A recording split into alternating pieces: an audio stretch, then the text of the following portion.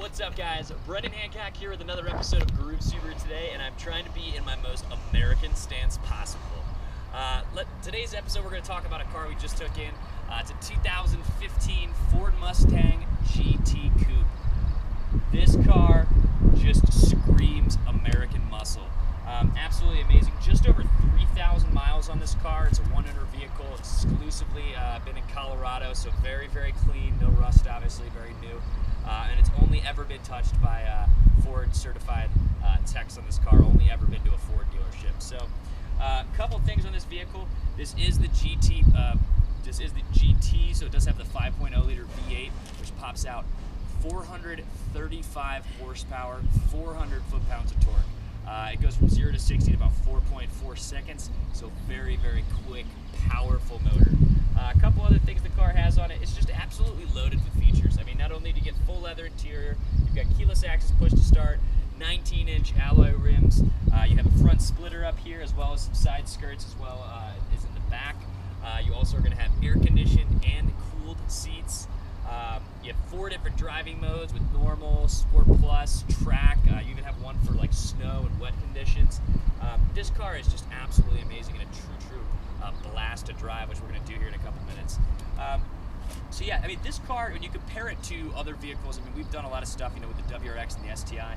Those are much more, lower, a little bit lower horsepower, but also, smaller engines, bigger torque.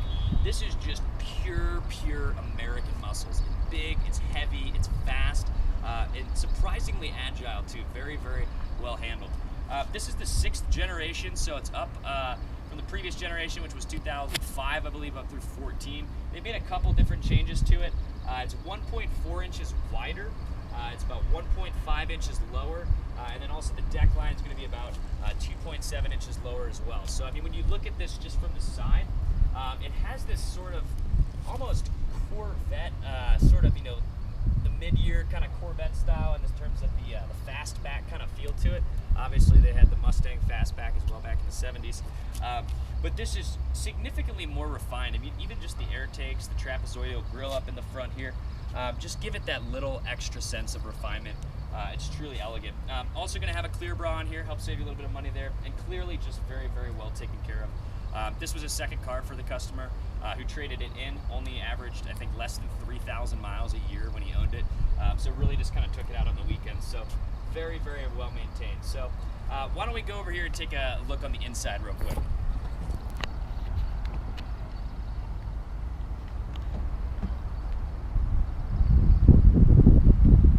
All right.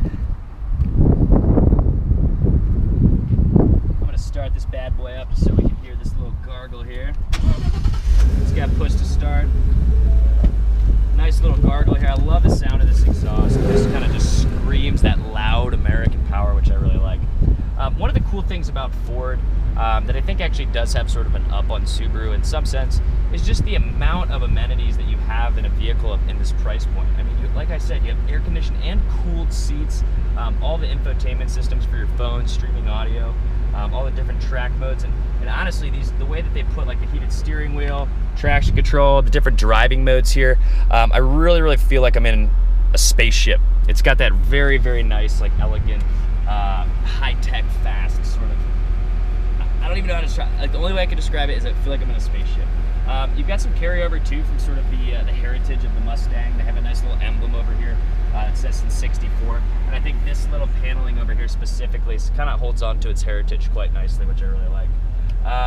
So I've very much insisted that we drive this car because I think it's very, very important for the customers to know how it drives. So yeah, why don't you hop inside and we'll go take this bad boy for a spin, shall we? Out here for a little spin. I'm going to start, there's a couple different driving modes. One thing I really like about this car is it's very, very customizable to how you want to use what the car has. So over here we got 4 different driving modes. We've got normal, sport plus, track, and snow and wet. I'm going to start out in normal. There's also a little lever here for the sort of steering feel. So you have 3 different modes for that. You've got normal, sport, and then comfort. So I'm going to start this out in normal, and then when we change the driving mode to be a little bit more aggressive, we will then change up the steering wheel feel as well. So even in you know, normal driving mode here. Still definitely get a nice little gargle. You definitely know you're driving a muscle car, so I definitely like that. And the thing that's really cool, you know, I think that this really holds on to the heritage nicely in the sense, one, obviously, of course, the sound, the feel, the just pure mass and American sense of it. But the cool thing is, too, that it has kind of a slower, you know, pull on the, when you're in gear. You know, you could be in first gear for, you know, more than half a second. I mean, despite, you know, I do love, you know, my WRX, but that is one complaint I sort of have of the car is, oh my God, I do sort of have of the car is that, you know, you're in and out of gears. This one, you know, I can pull for a little bit longer, which is sort of more old school. It's more, you know, less turbo kind of stuff. It's more, you know, just big motor, and I do like that. I do actually like that more than I thought I was going to. So even in normal mode here, I just took that corner pretty nicely. Very minimal body roll. I think it's going to be probably a little bit stiffer when I put it into a sport mode here, but just very, very nice. A complaint I typically have of, you know, Camaros, Mustangs, Challengers. I don't think the Challengers change this problem, but I think one thing, you know, is a typical complaint is just visibility. Something about what they've done with the back window and giving it a little bit more of that fastback kind of sense to it. Visibility is not bad. I mean, over the front, I can see pretty much everything. I have a good sense of where the front is. And especially out of the back, you know, my rear view mirror, I mean, I can see really, really nicely everything back there. That big glass window really helps. And you also have these blind spot mirrors here as well, which is pretty cool. I'm also rocking the air-conditioned seats right now. That is a feature. I should not have driven this car with those on, because now I feel like I need to have them, so that was a bad choice on my part.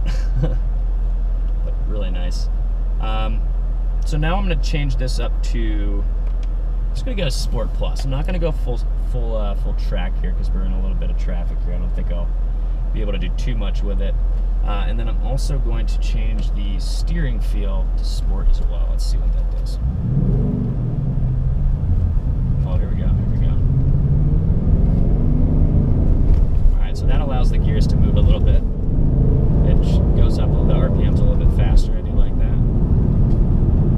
This is a lot of car. There's a lot of power here. I feel like